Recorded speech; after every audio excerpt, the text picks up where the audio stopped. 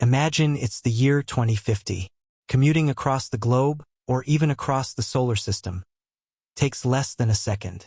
No more long flights, no more crowded spaceships, just a sleek, metallic cabin called the teletransporter.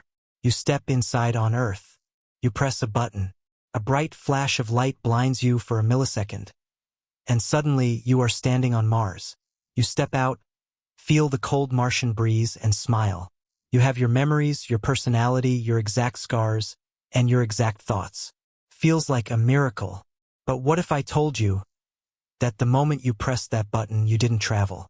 What if I told you that you died, and the person standing on Mars is nothing but a ghost wearing your skin? To understand the horror of the teletransporter, we have to look at how it works. Science tells us that you are not made of magical stardust. You are made of atoms. Roughly 10 carat, $27 of them, arranged in a terrifyingly complex blueprint. When you enter the teletransporter, the machine doesn't physically move your body. It moves your information. It scans you. Every single neuron in your brain, every memory of your first heartbreak, the exact way you laugh. It turns your entire existence into data. And then, to comply with the laws of physics, the machine does something else. It vaporizes you. It destroys every single atom on Earth. That data is beamed to Mars, where a fresh printer uses local Martian atoms to assemble a perfect copy of you. To the universe, nothing changed. The equation balances out. One person entered, one person left. But philosophy asks a question that science ignores. Where did you go during the transmission? In 1984, philosopher Derek Parfit gave us a thought experiment to expose the cracks in this reality. Let's call it the glitch. Imagine you step into the cabin today.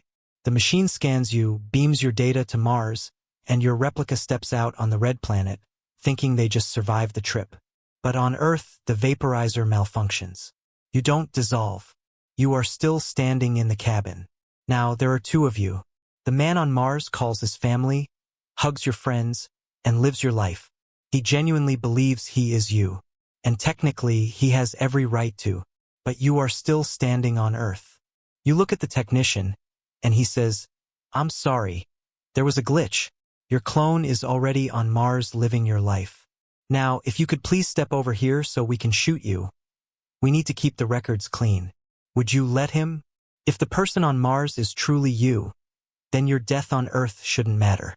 But in that moment, staring down the barrel of a gun, you realize the cold, terrifying truth.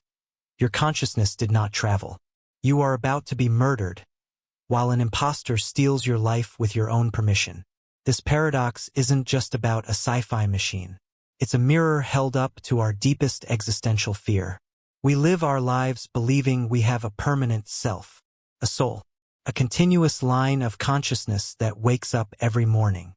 But the teletransporter paradox proves that you are not a solid object. You are a pattern. You are a melody played by atoms. If someone stops the melody on Earth and plays the exact same notes on Mars, the music sounds the same to the audience. But the original performance is gone forever.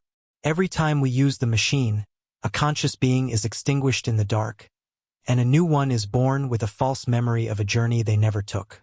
Perhaps the scariest part of this thought experiment isn't the machine itself.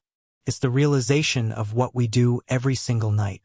When you go to sleep, your consciousness fades into nothingness. Your brain chemistry shifts, and when you wake up the next morning, how do you know you are the same person who went to sleep? How do you know your brain didn't just reboot, inheriting the memories of a person who ceased to exist 8 hours ago? Maybe we are all just clones, living out the lives of people who died yesterday. Think about that. The next time you close your eyes,